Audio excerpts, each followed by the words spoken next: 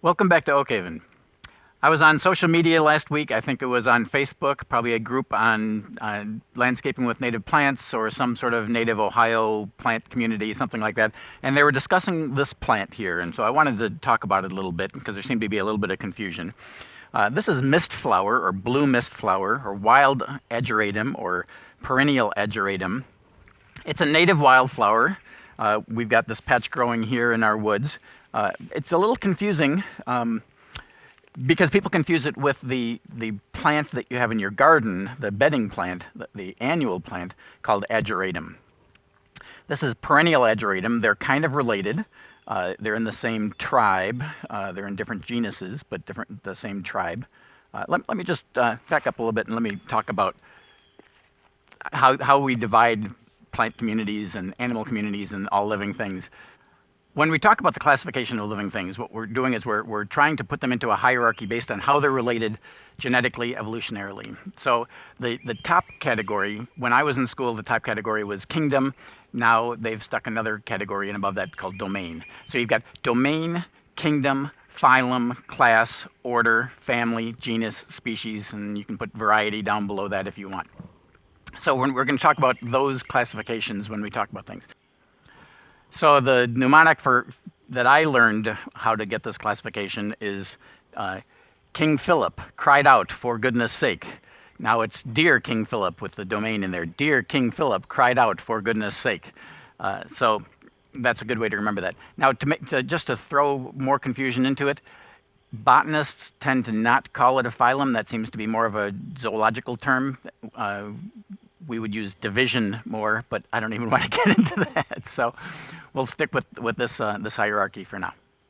So this and the ageratum that you would have in your garden are in the same family. They're actually in the same tribe, which is an area that's between family and genus, but they're in a different genus. So there are differences, and there are differences how they grow. So we should be able to differentiate between them. This being a native perennial, you can find it. It's a great garden plant. If you want to plant this in your garden, and you can find seeds for it at garden centers and such. It's a perennial. It spreads pretty aggressively by rhizomes. Rhizomes are underground stems that will spread along. Here's what this is what the annual ageratum looks like, and you can compare that to the Wild Ageratum here. Now this is a little unfair because this did look a lot perkier before, and it doesn't look as perky right now. Characterized by these little clumps of flowers. Each of these flowers, so they're both in the Compositae or the Asteraceae, the aster family, which means that each flower, each thing that we look at here and say it's a flower is actually a whole cluster of flowers. This is a whole cluster of disc flowers. So all of the things in the Asteraceae, like asters, like dandelions, like daisies, are clusters of flowers. So these are both in the same family as that. And if you look at it, both of them have this pretty blue flower with what looks like floss coming out of it. Some people will call the bedding plant floss plant because it looks like it has this little thread coming out of it. That's actually the stigma and style of the flower sticking out. It's a bifurcate style that comes out of the flower. But they grow very differently. This is an annual. You plant it by seed or you buy the bedding plant, and then at the end of the year it dies. The native plant is a perennial. It grows and it spreads by rhizomes. So here I can show you what a rhizome looks like. Here you've got the roots of it, and then it spreads out a rhizome. Let me put it over here in front of the dark. The rhizome is an underground stem that will spread out roots, or then it will send up other shoots. So this will form a patch, like right here. We've got a patch that's maybe 10 feet in diameter. The bedding plant will just stay where you've planted it. This tends to be kind of aggressive if you're planting a native wildflower garden. This can be overly aggressive. You have to watch it and keep it where you want it to be. It grows in the sun. Right now we're sitting in the shade because it works better for the photography, but we're in an area by our driveway that is in the sun, and I often look over at this patch, and it's like the only area of sunlight in the woods is this area that is growing this mist flower. So it does like sun. We were talking about online how to tell the difference between the two. Differences being one, the root structure, that the bedding plant would just have a fibrous root system, and then the native plant has these rhizomes that grow through it. The bedding plant also has a really hairy stem, where the native plant has a smoother stem. Still some hairs on it, but not as rough as the bedding plant does. I mentioned that this likes to grow in the sun more. That's why we only have 2 patches of it. Out in the woods, we don't find this.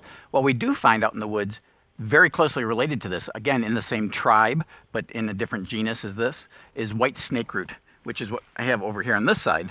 White snakeroot is abundant through the shaded woods, and it's starting to come into bloom right now. A very pretty flower. But as you can see, it's a very similar flower, a white flower. It's a cluster of flowers, again, in the Asteraceae, with those stigmas and styles sticking out that make it look kind of fluffy and look like a little bit of a floss ball.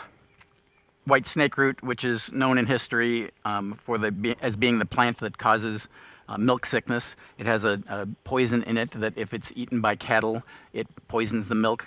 Milk sickness is the disease that killed Abraham Lincoln's mother, Nancy Hanks, when the early settlers were moving across the country. There weren't wide open areas of sunlit pasture for their cattle, so they would graze their cattle in areas that were shaded. It didn't have quite the forage that open areas would have, and what grows in shaded areas? The white snakeroot grows in shaded areas. So invariably, we'll be doing one of these videos, and I'll be talking about one plant, and I will somehow manage to talk about an invasive species that's bothering me while I'm sitting here talking with you. In this case, I've got 2. I've got multiflora rose, which is creeping over my shoulder here, which I need to get rid of. And at my feet here, I've got Japanese stiltgrass, which is easily the invasive species that's worrying me the most right now. Somewhat burning bush is a big battle right now that we're doing. We've got areas carpeted with burning bush, but the burning bush, at least, I know it's going to be years before it seeds. This is starting to flower right now and is going to be seeding soon. So Japanese stiltgrass is, if you don't know Japanese stiltgrass, watch one of our videos. We've got 2 of them posted right now on Japanese stiltgrass. Watch it just so you can learn what it looks like. It's got these oval leaves with the shiny stripe down the middle. It is so much easier to control if you get a hold of it early on rather than when it starts spreading.